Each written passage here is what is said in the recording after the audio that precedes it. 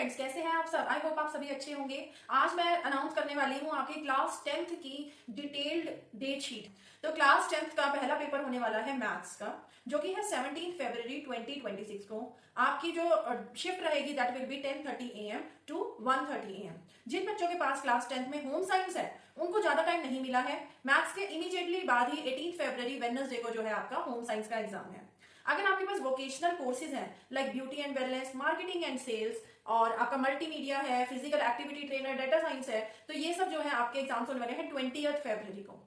After that English, जो कि सारे ही बच्चों के पास होता है, उसका एग्जाम रहेगा आपका 21 फरवरी 2026, जो कि है सैटरडे को, और 10:30 से जो है आपका 1:30 बजे तक एग्जाम रहने वाला है। इंग्लिश में 2 सेट होते हैं, course A and course B. तो जो कोर्स ए है दैट विल बी कम्युनिकेटिव, और जो बी होता है वो लैंग्वेज एंड लिटरेचर होता है। तो आपके स्कूल वाले ही ऑप्ट करते हैं कि उनको जो है कोर्स ए पढ़ाना है या बी।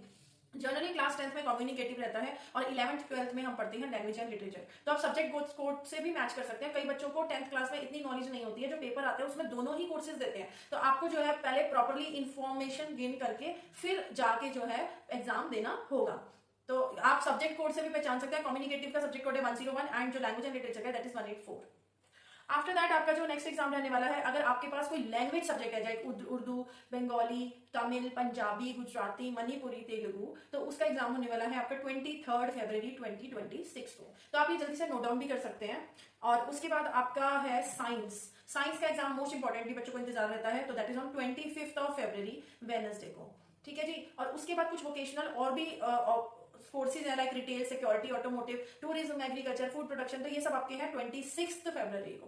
तो इन्होंने ज्यादा गैप नहीं दिया है, वोकेशनल कोर्सेज को बीच बीच में ही डाल दिया इन्होंने। अगर कंप्यूटर है आपके पास, आईटी है, या फिर एआई जो नया सब्जेक्ट है आर्टिफिशियल इंटेलिजेंस, तो वो आपका होने वाला है 27 फरवरी को। ठीक है। और आपका जैसे संस्कृत है अगर आपके पास, अरेबिक, तमांग, गुरुंग, ये कुछ और जो है लैंग्वेज कोर्सेज है, ये आपका 28 फरवरी को रहेगा। और मोस्ट इंपॉर्टेंटली हिंदी, जो बहुत सारे बच्चों के पास है। अगर आपके पास ये सब नहीं है और आपके पास इंग्लिश है और हिंदी है, तो इंग्लिश और हिंदी में तो इन्होंने बहुत ज्यादा गैप दे दिया है, क्योंकि हिंदी का एग्जाम आपका 2 मार्च को है।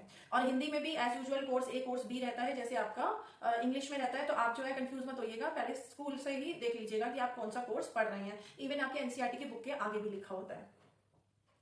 उसके बाद अगर आपके जर्मन, जापानीज, मीजो, ये सब आपकी इंटरनेशनल लैंग्वेजेस हैं, तो ये आपका 3 मार्च को रहने वाला है। और सिंधी, मलयालम, उड़िया, ये एग्जाम रहने वाला है 5 मार्च को। अगर आपके पास पेंटिंग है तो दैट इज ऑन 6 मार्च। और अगर इन सब में से कुछ भी नहीं है तो 3 मार्च को हिंदी का है। और उसके बाद आपके पास 3 दिन की और छुट्टी है, और 7 मार्च को आपका सोशल साइंस का एग्जाम है। ठीक है, एसएसटी का एग्जाम है आपका। और उसके बाद अगेन आपका जो है फ्रेंच, अगर किन बच्चों के पास है तो 10 मार्च को है।